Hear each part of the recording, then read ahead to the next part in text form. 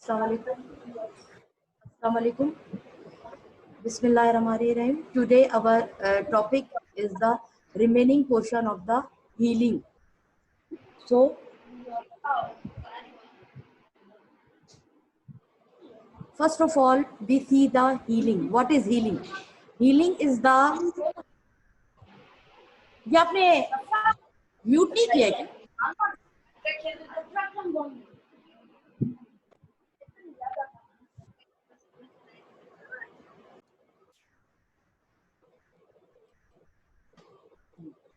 Beta, Bismillahirrahmanirrahim. Today our topic is the remaining portion of the healing. Healing is the body response to injury in an attempt to restore the normal structure and function. As I have told you in previous class, two processes of healings are involved. The two distinct processes are involved healing. These are regeneration and repair, as I have told you in previous class.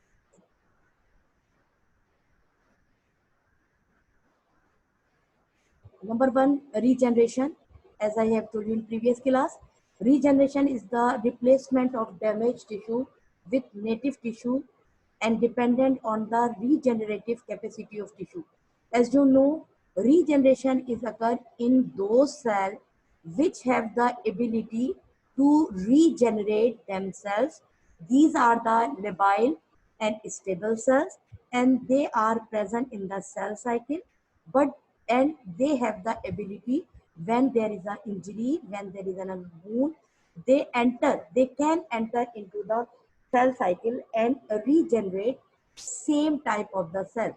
So the regeneration is the production of the same type of the cell, and it is occur in the labile and stable cell which have the ability to produce same type of the cell. And the second part or the second process is the repair. Repair is the replacement of the damaged tissue with fibrous scar.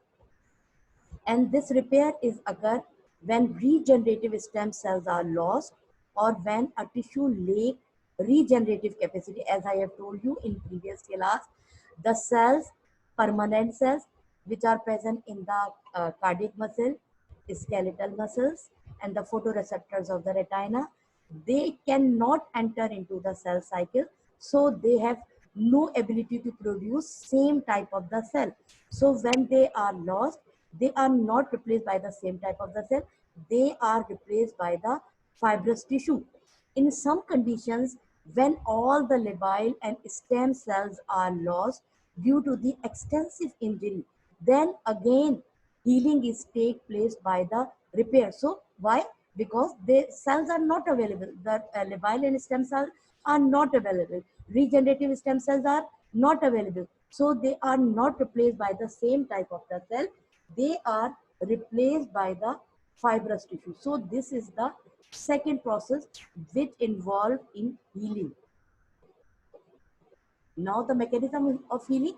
Number one is the hemostasis phase. Number two, inflammatory phase. Number third, proliferation phase. Number four is the remodeling phase. Number one is the hemostasis phase. In hemostasis phase, it is again divided into vascular phase, platelet phase, coagulation phase. In vascular phase, uh, and here you can see the wound healing. Hemostasis, it is the injured area is replaced by the blood clot. Inflammatory phase, as you know, when any injury or when any foreign body enter in our body, and when due to injury any physical, chemical, mechanical agent, the response of the living vascularized tissue is called inflammation. So after stop bleeding, the second phase is the inflammatory phase. The third phase is the proliferative phase, in which the blood vessels and the connective tissue, fibrous tissue proliferate to fill the gap. And the fourth one is the remodeling, that the process is to remodulate the processes which are taking place earlier. And in this, the tissue is mature to the collagen. Collagen, one type of the collagen is changed into the another type of the collagen, remodeling. Now we can see here, number one is the hemostasis phase. Hemostasis phase, it prevent and stop bleeding. As you know, hemostasis, first of all, because of the injury, because of the wound, there is a bleeding. So hemostasis phase, in this phase, there is a we prevent and stop the bleeding. In this, the vascular phase constrict the blood vessels as much as possible to decrease blood flow, as you know. The third इसमें hemostasis में दूसरा होगा platelet phase. Stick platelet to the site of torn blood vessel to patch up the holes. ये hemostasis की जो है further जो है वो phases है. Vascular phase जिसमें they constrict the blood vessel as much as possible to decrease blood flow. Platelet phase, the platelet stick to the site of the torn blood vessel to patch up the hole. And the third is the coagulation phase. In coagulation phase, there are two pathways, extrinsic and intrinsic, as you study in the physiology. Uh, these two pathways produce the prothrombinase and prothrombin activator. Both pathways, extrinsic and intrinsic, both pathways produce prothrombinase or prothrombin activator. And these prothrombinase or prothrombin activator convert the prothrombin to the thrombin. And thrombin convert the soluble fibrinogen to insoluble fibrin, which is a thread of clot. So in this phase, hemostasis phase, this is further divided into the vascular phase, platelet phase, coagulation phase. In this, the final mesh net that will cover the hole and seal the blood vessels, and bleeding is stopped. So this is the first phase of the repair, hemostasis phase. Now the second phase is the inflammatory phase. As I have told you, in inflammation, inflammation is the response of living vascularized tissue against any type of injury. When there is any injury, when there is any microbes, or when there is any type of injury, our body response, our response of the cell is the inflammation. So the second phase, in the important phase, is the inflammatory phase. In this inflammatory response with exudation of plasma and inflammatory cells. As you know, the phases of the inflammation, the migration, and chemotaxis, all these things. So after this, there is a removal of the damaged cells, pathogen, and debris from the wound area by macrophages. As you know, the function of the macrophages and the neutrophil is to phagocytose. So the proteolytic enzymes from the neutrophils, autolytic enzymes from dead cells, and phagocytic activity of macrophages clear of the necrotic tissue and necrotic tissue debris and RBC. All these are cleared by the enzymes which are released from the neutrophil, which are released from the cells which are dead, or these enzymes are released from the macrophages. So this is the inflammatory phase. After inflammatory phase, there is a proliferation phase. It is derived by signals of growth factor, as we studied in the previous class, the important growth factor. So it is derived by the signals of the growth factor. Growth factor gives the signal, and extracellular matrix that act on multiple stem cells and selective stem cell. As you know, there are many stem cells in our body: pluripotent, totipotent, oligopotent, all these cells. So the most important stem cells which are involved in the proliferation phase is the epidermal stem cells and the mesenchymal stem cells. All these are the different type of the stem cells which take part in the proliferation.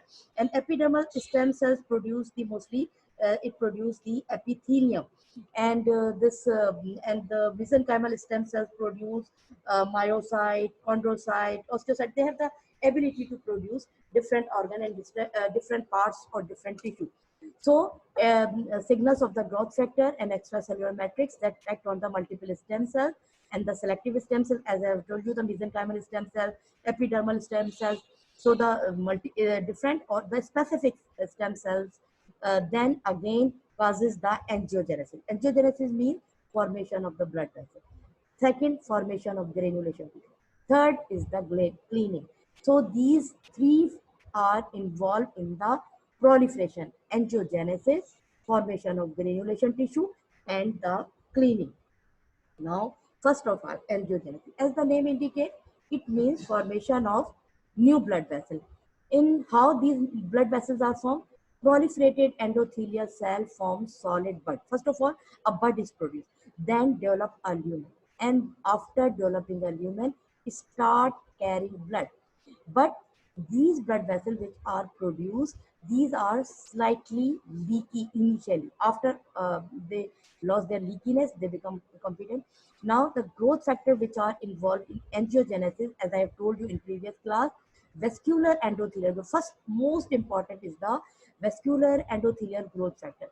It's this vascular endothelial growth factor is released by the mesenchymal cell, but its receptor is present in only endothelial cell. So the first of all, the most important is the vascular endothelial growth factor, platelet-derived growth factor, angiopoietin 1 and 2 growth factor. These are also a cofactor or cofactor vascular growth factor. These are the cofactor which take part along with the vascular endothelial growth factor. Transforming growth factor. All these activated by the macrophages and the epithelial cells. So the new blood vessels are produced at the site of the injury. The second of the proliferation phase is the granulation tissue formation. Granulation tissue is not the granuloma, as I have told you in previous classes. Granulation is the newly formed tissue which is formed at the site of the wound. And granulation tissue is slightly pink and soft and granular. So the name is given granulation tissue. And this granulation tissue is formed by migration and proliferation of the fibroblast, deposition of loose connective tissue in pars leukocyte, and also contain, as because angiogenesis is occurred earlier, so it also contains blood vessels. And the factors which are involved in granulation tissue formation are fibroblast growth factor, cytokines. Most important is the interleukin 1, interleukin 6, transforming growth factor, platelet derived growth factor. These are activated macrophages. As I have told you in previous classes, when macrophage activate, they also take part in the healing process. So granulation tissue is the newly formed, fragile, friable tissue, pink in color, which produced at the site of the wound. After granulation tissue, you can see here the microscopic picture of the granulation tissue. Inflammatory cell hai, blood vessels hai, young fibrous tissue. As I have told you, you can see here blood vessels are there, new vascular, I mean new vessels, inflammatory cells hai, or fibers hai, or all these are present in the granulation tissue. Now you can see the real picture of the granulation tissue. These are the blood vessels which are present, which contain small RBCs, and you can see many small dots which are the inflammatory cells. And behind these, you can see a meshwork, which is the fibers, collagen fibers are there. So this is the picture of the granulation tissue, which contain fiber, which contain inflammatory cell, and it contains blood vessels which are of various in sizes, and this process is called angiogenesis and the formation of granulation tissue. Now, the third phase which occurs in the proliferation is the cleaning. Cleaning, inhibition of chemical activation pathway. As I have told you in chronic inflammation, that in chronic inflammation, active inflammation, tissue destruction, and healing taking place simultaneously. So this chemical is the uh, uh, uh, uh, pathway, and as some time after the some time, it is very much necessary to stop the inflammation. Why? Because there is a activation of the different pathway which causes the destruction, excessive destruction, as you see in chronic inflammation. So First of all, for the healing purpose, inhibition of this chemical activation pathway is very much important, and the name of this pathway is the complement pathway. And the second is the macrophages act as anti-inflammatory, as I have told you in previous classes, by stimulating interleukin 10 and transforming growth factor beta, and the degradation of the extracellular matrix protein by variety of the enzyme matrix metalloproteinase, collagenase, gelatinase, elastase. Matrix metalloproteinase is a group of the enzyme which causes the lysis of the extracellular matrix protein. So cleaning is very much important. First of all, destruction pathway is stopped, and a macrophage act as an anti-inflammatory agent, and then there is a degradation of the matrix extracellular matrix protein by a different enzyme. This is the phase of the cleaning. Now you can see here the previous slide, macrophage activation in previous lecture. You can see here macrophage when activated by classical or alternate pathway, it causes the microbicidal hai, inflammation hai, tissue repair hai, and anti-inflammatory effect. So you can see here anti-inflammatory effect. So after few time, after this inflammation is become uh, destructive. So at one point it is very much necessary to stop this destruction, and this is performed by the macrophages, and macrophages perform this function by interleukin 10 and transforming growth factor beta, and growth factor and transforming growth factor which are released from the macrophages also causes the tissue repair and fibrosis. It is for your reminder. Now the remodeling phase. In remodeling phase is also called as the maturation phase, in which collagen is remodeled from type 3 to type 1. Here I write wrong. Type 1 collagen to type 3, and type 3 is changed into the type 1 collagen, and wound is fully closed. The cells that had been used to repair the wound but which are no longer needed are removed by apoptosis. As you know, the apoptosis means the programmed cell death. So the cells which are not needed now, they are destroyed, they are damaged, they are uh, by programmed cell death. As you know, the type 3 collagen is the reticular collagen, and reticular collagen form the meshwork network, and then it convert into the type 1 collagen, which is present in normally present 90% in our body. It produces skin, tendon, vasculature, organ, bone. So the type 3 collagen form the reticular fiber, and after this type 3 is turned into the collagen type 1. As you know, there are five types of the collagen, but the most important is the type 1. So the type 3 collagen reticular fiber produce the meshwork and then change into the type 1. Then is the reorganization of the connective tissue, and this form the stable fibrous scar. So it is from the stable fibrous scar after the remodeling phase. As you know, because of the healing, because of the inflammation, the size of scar is become more because of the exudation of the plasma, because of the press. After this, there is a contraction of the wound. Wound is start contracting, and then it return back to the normal size. It is called as the contraction of the wound. Remodeling means the same as the they are type 3 collagen change into type 1, and the tissue is returned back to the normal size. Now move on to the type of the healing, and it is very much important to know the types of the healing: primary intention and the secondary intention. Primary intention only involve epithelial cells and follow principal mechanism of healing, inflammation, proliferation, remodeling of the connective tissue. This type of healing is we see in clean, uninfected surgical incision, in which there is a less inflammation, less formation of the granulation tissue. So clean, uninfected surgical incision or the wound which have the close approximation is mostly healed by primary intention. Now the secondary intention, when tissue loss is more expensive, inflammation is more intense, accumulation of abundant or the more granulated tissue and extracellular matrix protein, wound contraction is more in secondary intention. by myofibroblasts. And the examples of the secondary intention healing we see in contaminated wound, when wound is contaminated by the foreign body, when the wound is contaminated by the bacteria, and the wound of the road traffic accident and the abscess which produce. So in this type, the healing is delayed, healing is more extensive, more tissue loss is extensive, so healing is take more time, and this is called the secondary intention healing.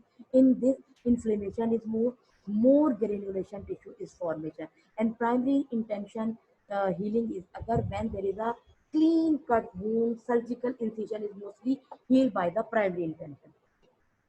Now, the difference between the primary and secondary healing. In primary healing, these are clean. Secondary healing may unclean. Infection, as I have told you, generally uninfected. And the secondary healing may be infected. As I have told you, infected wound.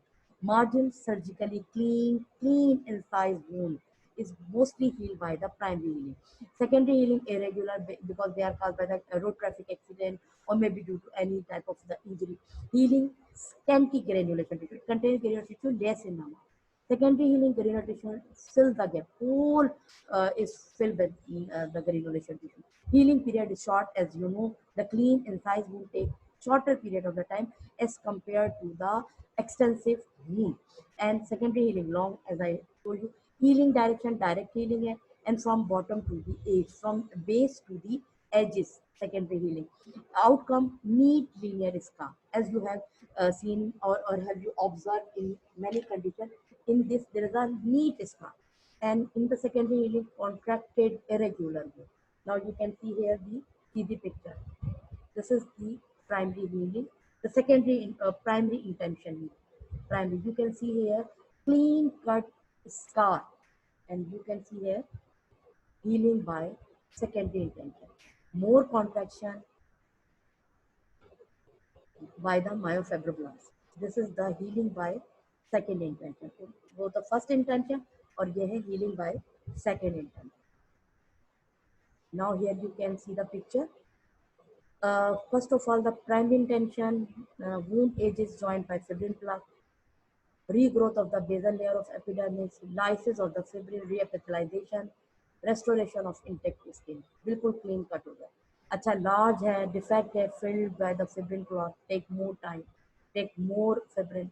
New blood vessels and fibroblasts, granulation tissue grow from the dermis into the fibrin, and then a collagen laid down by granulation tissue fibroblasts to restore integrity. Maturation of collagen achieve structural integrity and allow regrowth of it. So they get small, and this is the big wound. And big wound, and when it become so, it take more time as compared to the primary intention, the first intention as compared to the second intention. Now, the aberration of the growth. Aberration means the deviation of the normal pathway. As you know, as I have told you, in natural pathway there is a proliferation, there is a phase of the remodeling. All these phases are taken place. When the normal pathway is disturbed due to any factor, due to the excessive stimulation of any type of the factor, then lead to the aberration of the growth. Number one is the keloid. You can see and you can observe this. In this, the due to the accumulation of excessive amount of collagen, more common in black but can appear into the white, but most commonly this type of the wound healing is taking place in black races, but in this there is an excessive amount of the collagen. This is the keloid. Hypertrophic scar, another name of the keloid is hypertrophic scar. And this is the proud flesh exuberant granulation. In this, there is a formation of excessive amount of granulation tissue that protrude above the level of the surrounding skin and block reepithelialization. As I have told you, it is very much necessary to control and any procedure, whether it is inflammation, whether it is healing, it is very much necessary to stop at one time. When this process or when this circle is disturbed, then can it lead to the keloid formation, then it can lead to the proud flare. In proud flesh, formation of excessive amount of granulation tissue that protrude above the level of the surrounding skin and block the reepithelialization. Where epithelium, the skin is not seen, only we see the granulation tissue which is protrude above the surface. This is the name. The name is given proud flesh or exuberant granulation. Now the last one is the desmoid, aggressive fibromatosis. This is the most dangerous type of the aberrant growth. In this, there is exuberant proliferation of the fibroblast and other connective tissue element that follow incisional scar. So sometimes the incision can lead to the desmoid. So the desmoid is the excessive proliferation of the fibroblast and other connective tissue element, and this lead to the and reoccur after excision. And this aggressive fibromatosis can lead to the carcinoma. And desmoid carcinoma, yeah, fibromatosis can lead to the, because of the excessive growth of the fibroblast, it can lead to the tumorous condition. So this is all about the healing. Uh, so thank you. Question answer.